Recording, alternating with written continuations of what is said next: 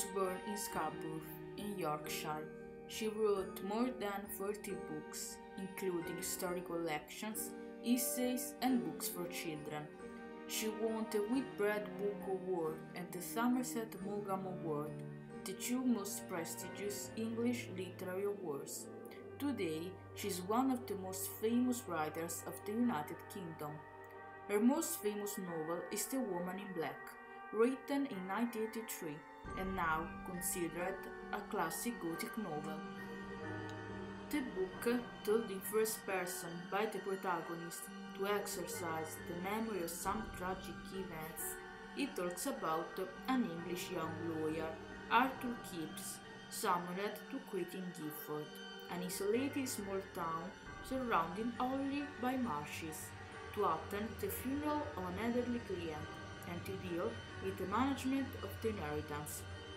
Mrs. Drablow was an elderly and reclusive widow who lived alone in the desolate and secluded Elmarsh house. At high tide, the house is completely cut off from the mainland, surrounded only by marshes and sea threats. From various sources, Kipps learns that Mrs. Drablow had a sister, Janet, who gave birth to a child. Because she was unmarried, she was forced to give the child to her older sister. After the trauma of the son's death, Janet died. She returned to haunt the town of Cretan Gifford as the malevolent Woman in Black. According to local tales, a sighting of the Woman in Black presaged the death of a child. After some time, Kipps returns to London, marries Stella, and he has a child of his own. At a fair, while his wife and child are enjoying a horse and carriage ride, Kipps sees the Woman in Black stepping out in front of the horse and startling it, causing it to bolt and wreck the carriage against a tree, killing both of them.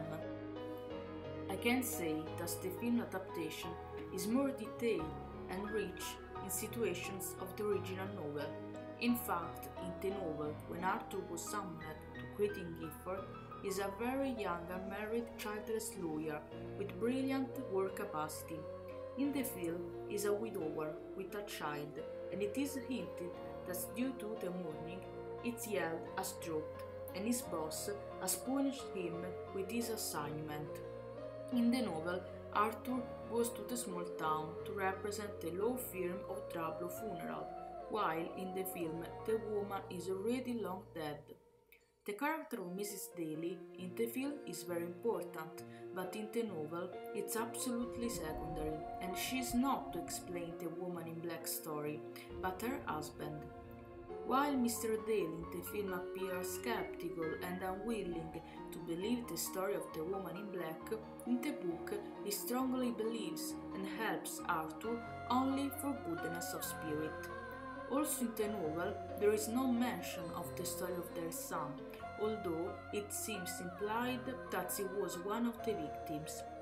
In the novel, Arthur doesn't try to recover the body of Janet's son, but after finishing his work and being healed from a massive temperature, he returns to London, believing to have defeated the Woman in Black.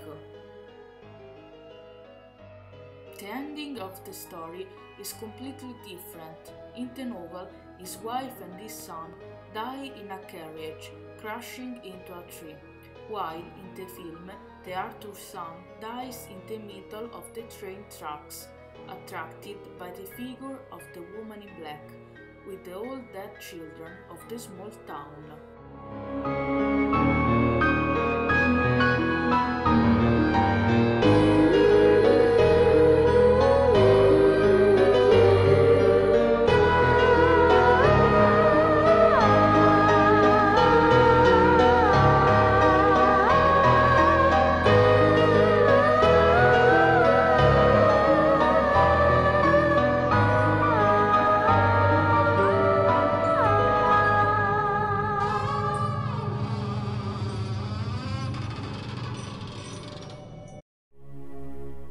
The film, released in Italian cinemas on the 2nd March 2012, has been a great success, thanks to the participation of the actor Daniel Radcliffe, seen growing on the screens as the young famous wizard Harry Potter. I found the film adaptation a real masterpiece, even it talks about ghost stories already encountered in many other films. I was curious to see the young Daniel in the role of an adult, and thanks to this film he was able to finally throw off the role of the young wizard, starting a movie career more mature. The Woman in Black is made entirely with the computer. I would have preferred an actress who interpreted it, but it didn't surprise me so much, because now in almost all films, zombies, devils and ghosts are almost recreated with a computer, but despite this, she's scary. Another thing I love about the film are the dark and gloomy places, filmed in the North Yorkshire in England, a suitable place for marshes, empty houses and quicksand, and the classic haunted house music that warns us of the presence of the Woman in Black.